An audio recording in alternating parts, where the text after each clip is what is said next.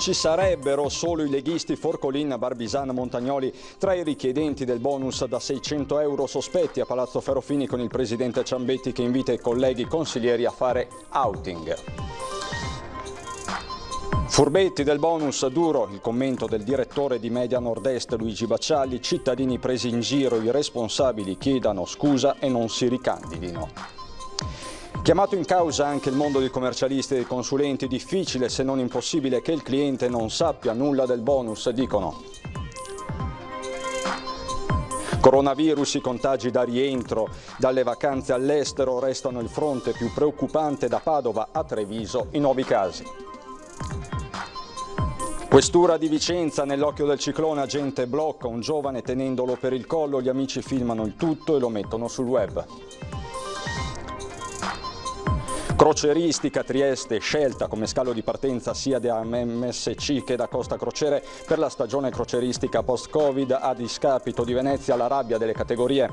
Il grande volley femminile in Piazza dei Signori a Vicenza, la città del Palladio, è stata scelta per ospitare il 5 e 6 settembre la Final Four di Supercoppa Italiana 2020. Bentrovati, buonasera telespettatori di Antenna 3. L'edizione regionale dei nostri telegiornali non può che aprire con la tempesta perfetta che si sta registrando a Venezia, soprattutto a Palazzo Ferrofini, sede del Consiglio regionale, perché ci sarebbero altri consiglieri regionali coinvolti nell'affaire del bonus di 600 euro. La tensione è quindi palpabile. A tutti i colleghi consiglieri per questo arriva un messaggio molto forte e duro da parte dell'Assemblea regionale, da parte del Presidente dell'Assemblea regionale Roberto Ciambetti. Sentiamo. Ambienti politici, ambienti chiamiamoli amministrativi, probabilmente appunto qualcuno che ha contatti con l'INPS ha già sotto mano qualche nome o qualche appunto indirizzo, qualche partito, e ripeto, conviene a tutti secondo me far chiarezza spontaneamente senza vedersi arrivare elenchi esterni. L'appello arriva dal Presidente del Consiglio regionale nelle ore in cui soffia forte il vento del sospetto a Palazzo Ferrofini, dove si vocifera che tra i richiedenti del bonus non ci sarebbero solo i leghisti Gianluca Forcolin, Riccardo Barbisan e Alessandro Montagnoli, altri sarebbero i soggetti coinvolti anche di altri partiti, 4-5 nomi che girano, ma al momento non si conferma né si smentisce. Certo, le parole del Presidente dell'Assemblea regionale lanciano un'ombra. Prima o poi i nomi verranno fuori, quindi è meglio che qualcuno faccia outing da solo senza che arrivi dall'INPS magari la lista di proscrizione. Tra quelli che hanno fatto outing, riprendendo le parole di Ciambetti, c'è chi ha dato la colpa alla moglie, chi è il commercialista, chi ancora i soci. Il primo ad ammetterlo nel corso del nostro telegiornale è stato il trevigiano Riccardo Barbisan. Quei 600 euro del bonus, dice, sono stati richiesti in automatico dal suo commercialista, 600 euro che poi lo stesso consigliere ha devoluto in beneficenza, come dimostrano le carte trasmesse a Corredo, ma non è detto che basti per evitargli la mancata candidatura, visto che lo stesso Zaia lunedì a mezzogiorno ha agitato lo spettro della sospensione delle candidature. Di sospensione immediata aveva parlato già domenica sera lo stesso segretario della Lega in Veneto Lorenzo Fontana, che, contattato dalla nostra emittente, dice di confermare quanto dichiarato e di non voler aggiungere altro. Pronto ad allinearsi con le scelte del partito la segreteria trevigiana, che pure crede nella buona fede di Barbisan. È sicuramente una leggerezza che ha avuto nell'affidarsi pienamente, come fanno molti di noi, al proprio commercialista. Anche chi fa politica può sbagliare, se lo sbaglio è uno sbaglio di disattenzione può essere anche concesso e se rimediato tempestivamente anche, fra virgolette, riconosciuto. Ma il nome più illustre è quello del vicepresidente della giunta regionale, quindi vice di Zaia, Gianluca Forcolin. Chiaro che sia la situazione più imbarazzante. L'altro nome eccellente, Alessandro Montagnoli, consulente finanziario e presidente della prima commissione consigliare a Palazzo Ferrofini, che ha affidato a Facebook il suo sfogo parlando di leggerezza ma in buona fede. Il veronese dice di aver chiesto il bonus di comune accordo con la moglie al fine di devolvere la somma alla protezione civile. Restano i sospetti e i contatti frenetici all'interno dei partiti con le segreterie dal PD a Fratelli d'Italia che stanno avviando delle indagini interne. Una cosa è certa, non sarà un Ferragosto come tanti e stavolta non è colpa del virus. E su questa vicenda sentiamo il commento del nostro direttore Luigi Bacialli. L'aspetto più triste di questa sconcertante, tristissima, scandalosa vicenda dei bonus Covid è che non sappiamo ancora adesso, a diverse ore dall'inizio di questa buriana, i nomi di tutti i responsabili. Ci aspettavamo che si facessero avanti, che dicessero sì, sono io, ho sbagliato e chiedo scusa, chiedo perdono. No, silenzio, si trincerano, soprattutto in Parlamento, dietro la privacy, come se non fossero tenuti a scusarsi con gli italiani che hanno offeso, che hanno svilito, che hanno mortificato in un momento in cui c'è tanta gente che fa la fame, in cui c'è tanta gente che ha perso l'attività, c'è tanta gente che sperava e spera di ottenere queste risorse che invece loro si sono intascati. È gente che guadagna dagli 8 ai 13.000 euro e ha l'ardire, la sfacciataggine di sottrarre delle risorse pubbliche a coloro a cui erano destinati. Gente che non ha nessuna difficoltà, che adesso accampa scuse, è stato commercialista, no? Mia moglie voleva fare beneficenza, delle cose mortificanti, imbarazzanti, desolanti, di cui davvero c'è da vergognarsi. Il Presidente Zaia ieri sera ha detto, giustamente, bisogna che vengano fatti i nomi e bisogna che queste persone non vengano ricandidate, ci mancherebbe altro, cioè cosa ricandidiamo? Politici che a questo punto, a meno di colpi di teatro, anche perché qui siamo rotti a tutte le esperienze, non vengano votati da qualcuno. Immaginatevi, sono finiti in questa spirale tremenda, in questo tritacarne in cui si sono infilati da soli e si può pensare che possano essere in qualche modo rieletti. No, non lo si può pensare. Allora dovrebbero a questo punto coloro che hanno sbagliato, che hanno tenuto comportamenti non illegali ma moralmente riprovevoli, chiedere scusa e non dico dimettersi, perché in Italia le dimissioni non le si dà mai, per una questione di dignità potrebbero e dovrebbero farlo in tanti, ma almeno chiedere scusa, chiedere perdono, spiegare quali sono i motivi e dire ufficialmente, data questa situazione, per colpa di quanto ho fatto non mi ricandiderò. È il minimo che ci aspettiamo da parte di persone che hanno tradito lo Stato, che hanno tradito il Paese, che hanno tradito la funzione per la quale erano stati eletti. Oltretutto molti di questi eletti con le preferenze e molti altri nominati. E non so francamente quali dei due siano più colpevoli di comportamenti che chi dovrebbe servire lo Stato e un'intera comunità non dovrebbe tenere. E sicuramente il nome più altisonante e importante è quello del vicepresidente della giunta regionale Gianluca Forcolin, che si dice sereno e ci spiega anche che cosa è successo. I decreti del governo e i DPCM davano delle opportunità di chiedere per quelle attività che erano in difficoltà come la nostra degli incentivi, dei bonus, e quindi lo studio ha fatto richiesta normalmente. Quindi tutta questa onda mediatica, che capisco perché c'è una caccia alle streghe, perché capisco la questione politica, ma io scinderei le due cose, perché qua noi dobbiamo far sbarcare il lunario. Da qualche ora il vicepresidente del Veneto Gianluca Forcolin è nell'occhio del ciclone assieme ad altri 2 consiglieri regionali della Lega per la richiesta del bonus Covid. Un atto legale ma ritenuto decisamente inopportuno per chi percepisce già un sostanzioso stipendio pubblico. Forcolin però afferma di aver partecipato alla richiesta in quanto associato di uno studio di tributaristi di San Donà di Piave, in cui lavora da 30 anni assieme a 2 colleghi e 7 dipendenti, messo in forte difficoltà dalla crisi coronavirus. Questa è una macchina che rodata a un costo mensile e quindi non abbiamo fatto altro che chiedere quelle che sono le opportunità che appunto vengono date. Mi verrebbe da fare una domanda al rovescio, che è quella di dire: ma io io sono un peso per i miei soci, perché se non debbono chiedere nessun bonus, nessun incentivo, divento veramente un peso. E allora la politica serve e può fare anche un'attività professionale, imprenditoriale, o ci deve essere il politico che vive solo di politica? Perché poi quella è l'altra accusa che ci viene data, no? Questo era un ragionamento che lei aveva già fatto all'epoca. Certi suoi colleghi hanno detto, noi non lo sapevamo, sono stati i commercialisti a inoltrare la richiesta. Nel suo caso comunque lei era a conoscenza di questa richiesta e si era quindi posto il problema se fosse il caso di inoltrarla o meno. L'abbiamo chiesta in quel momento, sinceramente eravamo in oggettiva difficoltà, e tutte le occasioni che arrivavano e abbiamo fatto per i nostri clienti l'abbiamo fatto anche per noi. Gianluca Forcolin ha 51 anni, ha sempre militato nella Lega. Nel 1993 esordisce come amministratore nel comune di Musile di Piave, di cui è stato vice sindaco, assessore, quindi sindaco dal 2007 al 2015. Negli stessi anni viene anche eletto deputato alla Camera.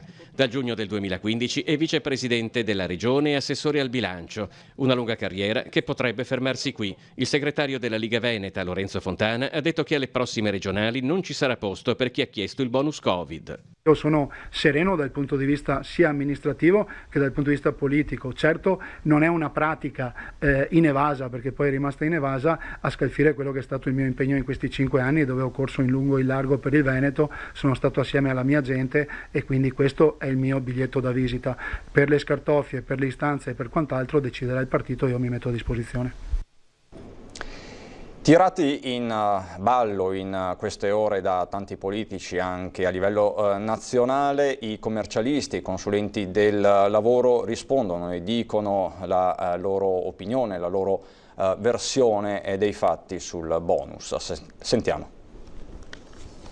In quei giorni in cui c'era la famosa possibilità di effettuare la richiesta, eravamo al lavoro ininterrottamente, con giorni festivi compresi, e il rapporto con i clienti era sempre improntato alla massima trasparenza, perché ognuno di solito è ben attento a fare una domanda che può avere determinate ripercussioni. Difficile quindi ignorare di essere destinatari di un bonus, o quantomeno difficile, se non impossibile, che un professionista decida di procedere senza avvertire il proprio cliente. Nei giorni in cui la politica, per difendersi, tira in ballo commercialisti e consulenti, anche questi ultimi dicono la loro. Il consenso informato, sostengono, è la base di ogni rapporto. Tutti gli aspetti il professionista li valuta di volta in volta con il proprio cliente.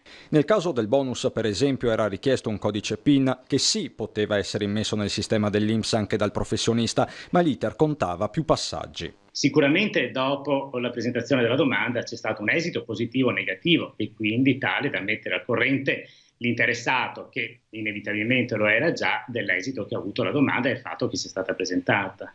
Lo stesso consulente ribadisce che si tratta comunque di operazioni legittime, in quanto previste dal decreto marzo, il primo emesso per contrastare la crisi economica da Covid, da qui la necessità di intervenire sempre per via legislativa. Forse una maggiore attenzione nella formulazione della legge, nell'individuazione degli elementi ostativi sarebbe stata possibile. Questo è quello che abbiamo sempre sostenuto, offrendo il nostro ruolo tecnico anche nell'attività di formazione delle leggi. Nel frattempo sono 4 i nuovi focolai che si sono accesi nelle ultime ore in provincia di Padova, da giovani di rientro da giorni di vacanza all'estero. 3 fanno riferimento all'isola greca di Corfù, 1 a Malta. Il punto dei vertici dell'ULSS 6. Contagi di rientro dalle vacanze, giovani under 30 con i sintomi di una banale influenza e risultati positivi al virus. È la fotografia scattata dal Dipartimento di Prevenzione dell'ULSS 6 Euganea di Padova che traccia la mappa di 4 nuovi focolai accesi. 3 fanno riferimento all'isola di Corfù. Il primo ha generato 5 positivi, il secondo 3 e un terzo ha per ora un unico giovane positivo. Un focolaio fa riferimento a Malta, dove 3 sono i positivi, un giovane in viaggio studio, 2 rientrati dopo una vacanza, e salgono a 9 i giovani maturati padovani rientrati positivi dall'isola croata di Pag. Un fenomeno diverso da quello che eravamo abituati a gestire, con complessità e difficoltà diverse nell'operare anche il tracciamento, la fotografia della situazione, perché, tanto per fare un esempio, a marzo-aprile noi avevamo dei focolai intrafamiliari Nel caso in cui un gruppo di amici condivide un viaggio all'estero, rientra ed è positivo, capite che l'indagine epidemiologica è più estesa. Giovani che hanno ammesso i loro comportamenti. Un minimo comune multiplo di tutte le indagini epidemiologiche che abbiamo fatto sta nel poco corretta utilizzo dei dispositivi di protezione e delle distanze sociali. Indubbiamente siamo di fronte a una popolazione giovane che non percepisce il rischio di determinati comportamenti. 1.000 persone in isolamento domiciliare in provincia di Padova, 11 con sintomi lievi, 2 pazienti ricoverati in terapia intensiva, 9 in area non critica. I numeri parlano da soli e ci fanno capire come il virus continui a circolare e non aspetti altro che l'autunno e l'inverno per radicarsi con le complicazioni legate alla diagnosi esatta della malattia. L'arma più potente a disposizione in questo momento è la prevenzione, fatta di uso della mascherina e distanziamento, un messaggio che deve arrivare soprattutto ai giovani. Notizie rassicuranti arrivano dalle case di riposo. È Covid-free la casa di riposo Bonora di Campo San Piero. All'Ira di Padova i positivi tra pazienti e operatori sono 8, 6 alla casa di riposo Beggiato di Conselve. A Bovolenta un ospite già guarito una prima volta e asintomatica in questo momento è tornata positiva. Positivo al virus anche un calciatore che vive nel Veneziano ma che gioca nella squadra del Borgoricco. Vediamo con quali conseguenze. Poca febbre scomparsa in un giorno, un contatto successivo agli allenamenti con un'amica risultata positiva. È in isolamento un giocatore veneziano che milita nella squadra di eccellenza del Borgoricco. Con lui, sulla base dei protocolli dell'ULSS veneziana, altre 20 persone, 13 giocatori e 7 componenti della dirigenza e dello staff tecnico. I primi 7 tamponi effettuati da alcuni giocatori sono negativi, ha spiegato il direttore sportivo della squadra Luigi Fautelli. Il giocatore sta bene, rassicurato, nessun altro presenta sintomi. L'obiettivo è quello di poter riprendere gli allenamenti il 19 agosto in vista del primo appuntamento importante, la sfida di Coppa Italia del prossimo 13 settembre. E ci sono nuovi casi di positività anche in provincia di Treviso, li stiamo rielaborando anche con l'ULSS 2 Marca Trevigiana. Di fatto c'è sempre l'89enne ospite della casa di riposo di Vedelago di cui vi abbiamo parlato ieri sera, poi una persona rientrata in Italia dall'Ecuador, 4 persone la cui positività al momento oggetto di un'indagine epidemiologica in corso e 5 persone tra cui una collegata a un cluster lavorativo di Roma, quindi della zona di Roma. Ci sarebbe poi anche un nuovo cluster che si è evidenziato in una ditta di un comune dell'Interland trevigiano. Sarebbero 11 stranieri e un italiano. Tutti i dettagli nell'edizione di Treviso. Adesso per noi c'è la pubblicità. A dopo.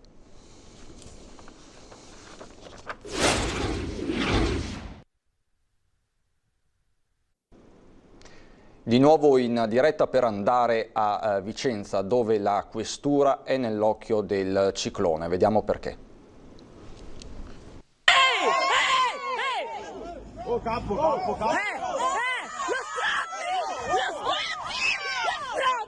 Le urla e poi quell'immagine che vede l'agente delle volanti stringere al collo un ragazzo. Il video ha fatto il giro del web e per qualche istante riporta alla mente fatti ben più gravi accaduti oltreoceano, ma noi non siamo in America, siamo a Vicenza, domenica pomeriggio. Dalla questura al momento nessuna nota ufficiale, ma solo la ricostruzione dei fatti di quanto accaduto fra Piazza Castello e Via Roma in città. E allora partiamo dalla ricostruzione degli eventi. La volante è chiamata per un intervento in Piazza Castello dove sarebbe in corso un litigio tra 2 cittadini italiani. All'arrivo degli agenti attorno c'è un gruppo di ragazzi sui 20 anni. Gli agenti li invitano più volte ad allontanarsi, ma nessuno se ne va. Anzi, uno di loro, un 21enne di origini cubane, ma regolare sul nostro territorio, comincia a deridere gli agenti, li apostrofa dicendo loro che ha tutto il diritto di rimanere dov'è. Allora uno degli agenti gli chiede ripetutamente di mostrargli un documento, ma il giovane si rifiuta. Gli animi si scaldano all'ennesima derisione all'accusa lanciata di abuso di potere della polizia. L'agente blocca il 21enne con una mossa che sembra volerlo strozzare.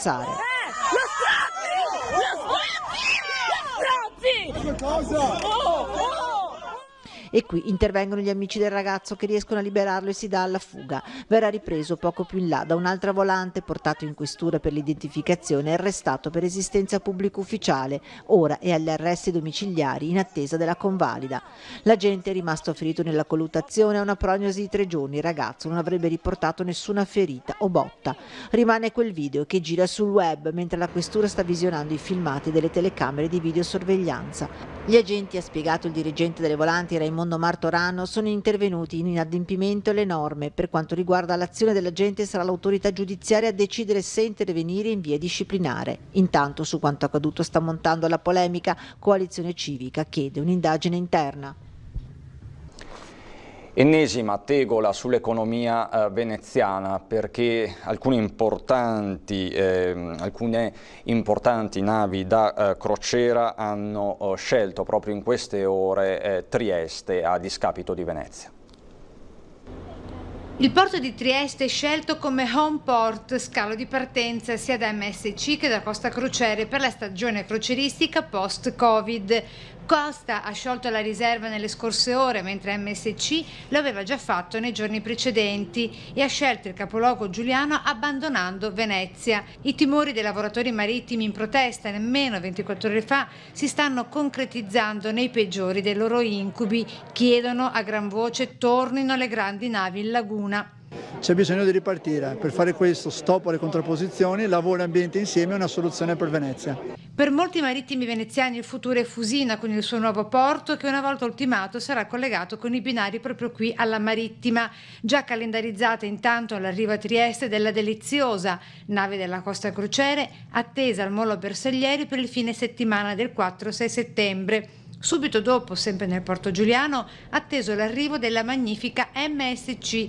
Scelte decise sembra, viste anche le non poche tensioni registrate a più riprese a Venezia, dove il mancato arrivo delle crociere rappresenta una perdita anche per le agenzie di viaggio. Siamo presi abbastanza male, ci sono tante famiglie che sono a casa, noi lavoriamo soprattutto con gli Stati Uniti, per cui potete immaginare il nostro problema. È una situazione molto drammatica, quest'anno è tutto cancellato. Qui in Marittima fa decisamente pensare vedere la laguna animata solo delle sue increspature con le saracinesche delle attività ancora inesorabilmente chiuse e deserte, dove spaventa vedere come la solitudine regni sovrana. Qui tanti portuali che disoccupazione finita non ricevono più alcun tipo di aiuto. È il caso del responsabile della cooperativa Trasbagagli che ora fa riferimento in tutto e per tutto alla sua fidanzata, racconta. Sicuramente il messaggio che deve passare è quello che dietro a tutto questo non ci sono multinazionali o chissà che cosa, ci sono delle persone che lavorano, che si alzano presto tutte le mattine e dunque siamo disposti a lottare e anche fare anche azioni eclatanti se serve.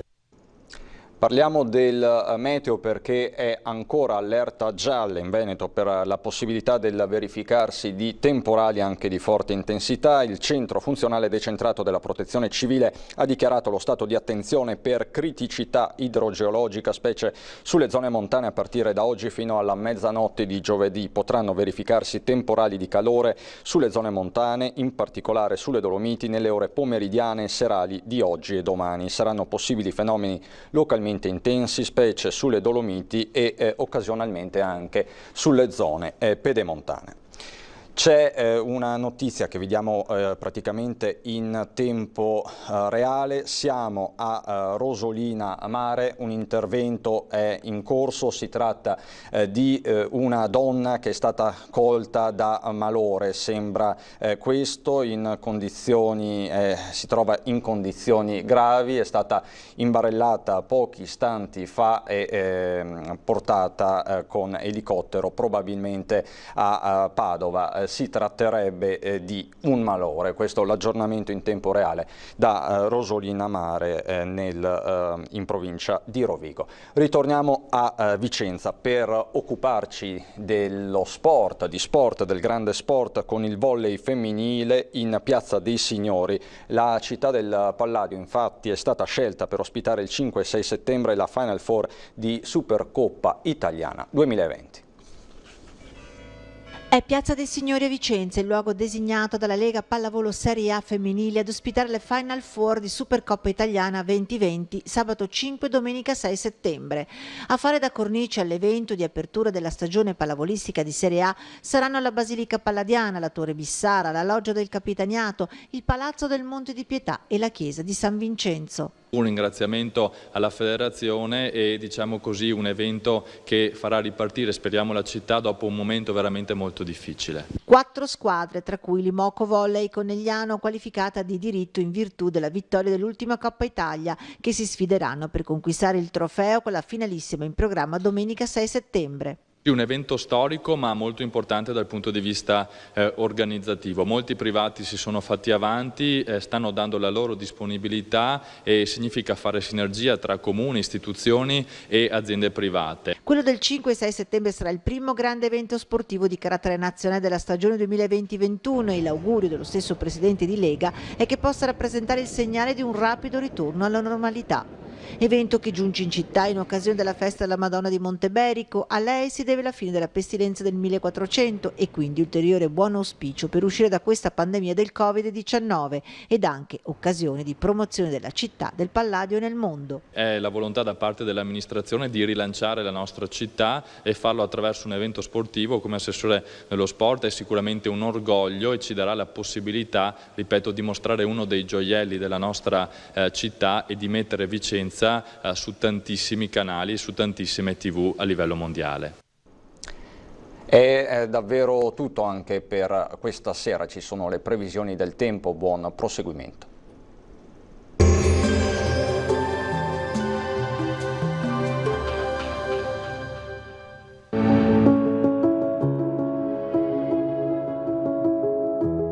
Ad accogliervi sarà Conegliano.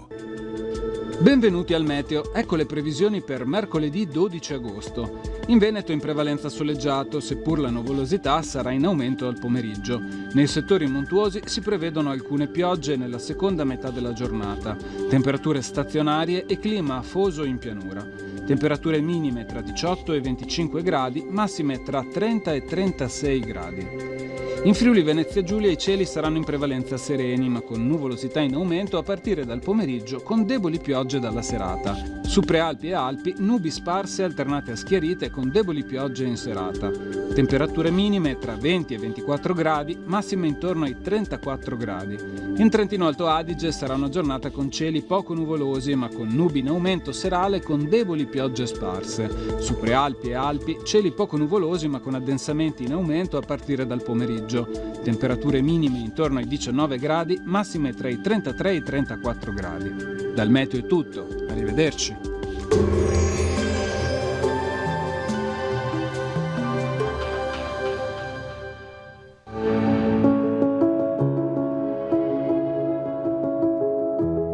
Ad accogliervi sarà Conegliano.